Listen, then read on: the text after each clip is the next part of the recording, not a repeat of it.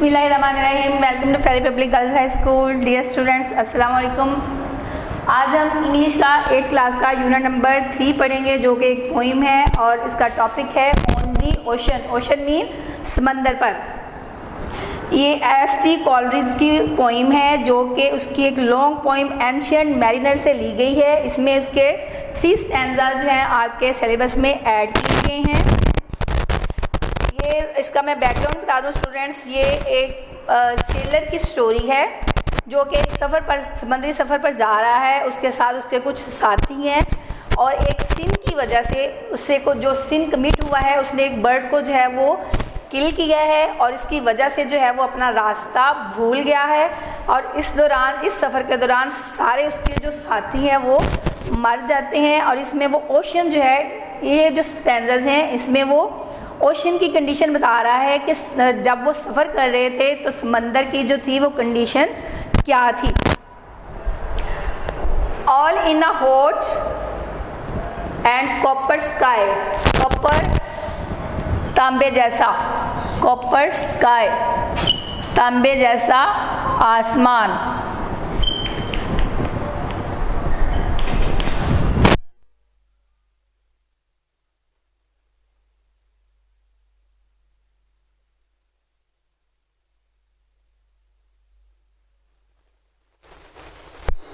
At noon, दोपहर के वक्त, राइट बिल्कुल अप, ब्लडी सन, खूनी सूरज। अब ब्लडी सन यहाँ पे क्यों कहा गया है? क्योंकि सूरज जो है वो बहुत गर्म है, गर्मी बहुत ज़्यादा है और सूरज जो है वो इतना गर्म है कि रेड हो गया है और उसको पोइट ने जो है वो ब्लडी सन जो है वो कहा है। The bloody sun at noon, खूनी सूरज दोपहर के वक्त, right above the mast,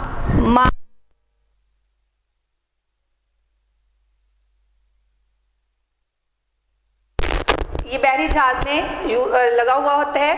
right up above the mast it stand, बिल्कुल मस्तूल के ऊपर खड़ा था। No bigger than the moon, और चांद से ज़्यादा बड़ा नहीं था।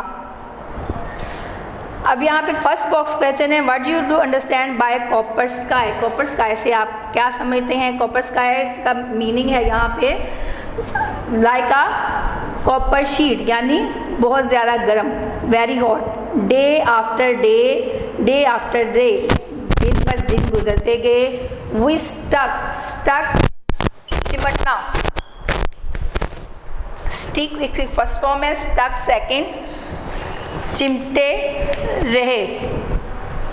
नॉर ब्रीथ नॉर मोशन, ना ही सांस था और ना ही कोई हरकत। एज आइडल, ऐसे सुस्त। एज अ पेंटेड शिप, जैसे कि एक पेंट किया हुआ जहाज। अपॉन अ पेंटेड ओशन, एक पेंट किए हुए समंदर पर।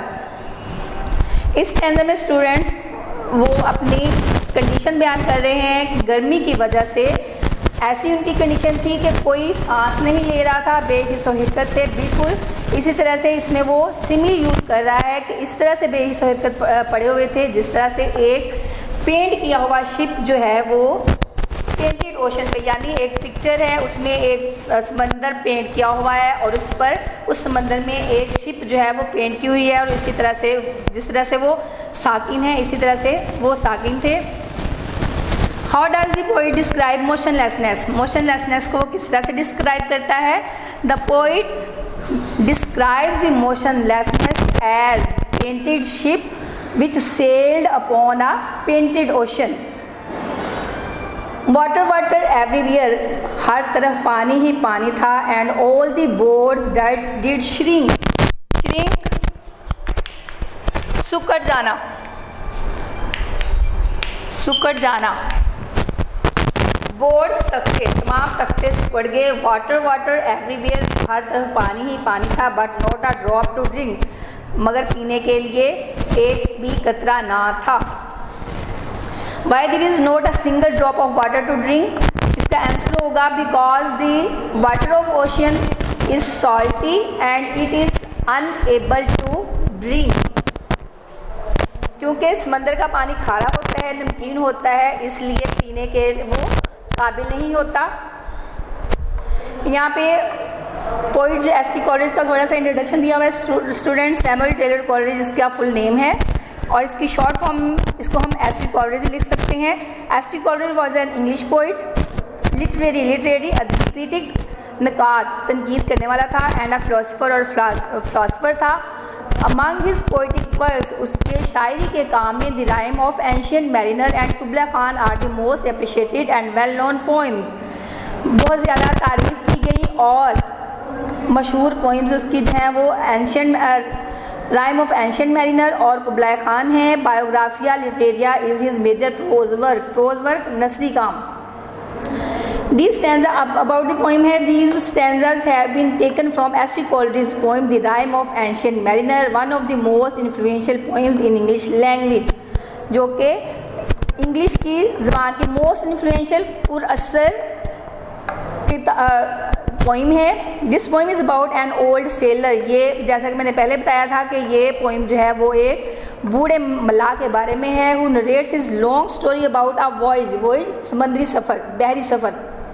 नरेट्स बयान करता है जो कि अपनी समंदरी सफ़र की एक लंबी कहानी बयान करता है। In which his entire crew was killed, crew अमला जिसमें उसका पूरा जो अमला होता है वो मर जाता है।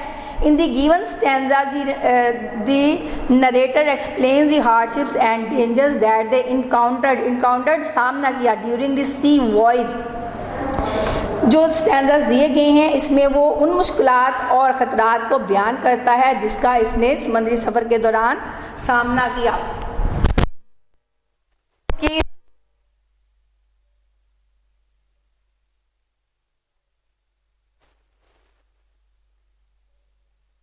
इसकी आपने एक्सप्लेनेशन भी देनी है, रेफरेंस टू द कॉन्टेक्स्ट भी देना है, सेम एज इट इज जिस तरह से आप उर्दू की पोइम में देते हैं हवाला मतन और तशरीह, इसी तरह से आपने इंग्लिश में भी ये इसकी एक्सप्लेनेशन और रेफरेंस देना होगा। रेफरेंस में आ जाएगा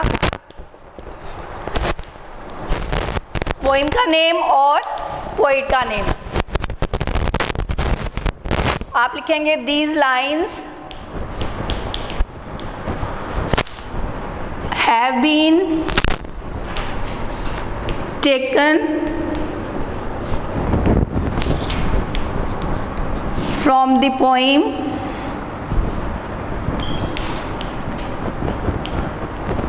on the ocean, composed by या written by, composed, written by S.T. Coleridge। अब कौन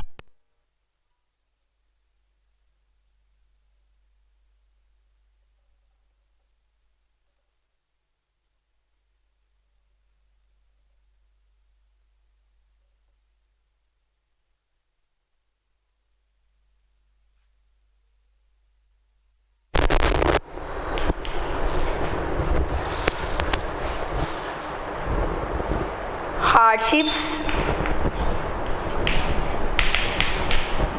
and dangers of a sea voyage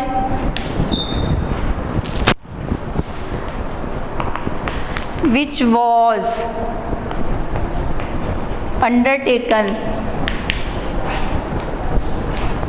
by an old sailor and his crew. In this poem,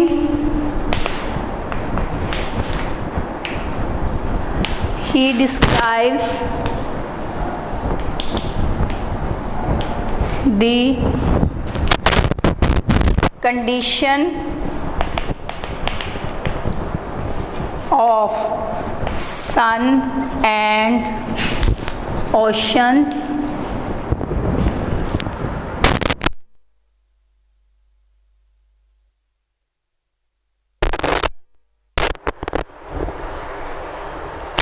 which were very hot. Student ये 3 standards हैं, तीनों standards में आप same reference और context लिखेंगे, जबकि इसकी एक्सप्लेनेशन जो है वो स्टैंडर्स के हिसाब से डिफरेंट होगी। फॉर एग्जांपल मैं आपको एग्जांपल दे रही हूँ, लास्ट स्टैंडर्स की जो एक्सप्लेनेशन आप वो कैसे करेंगे।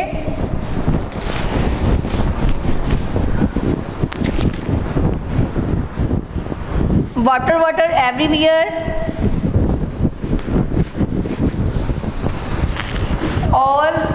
all the boats did shrink, water everywhere but not a drop to drink. Explanation.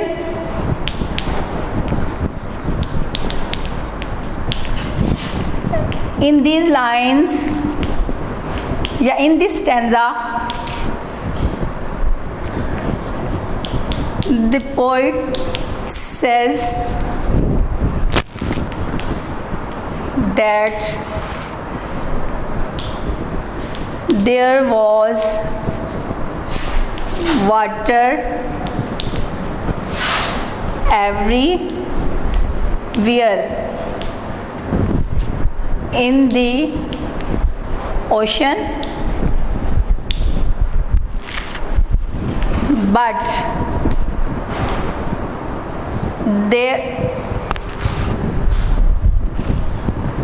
but there was no single drop of water to drink, as the water of the ocean is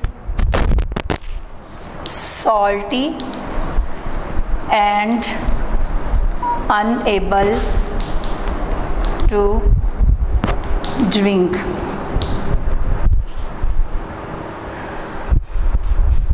students, उम्मीद है कि आपको समझ आ गई होगी।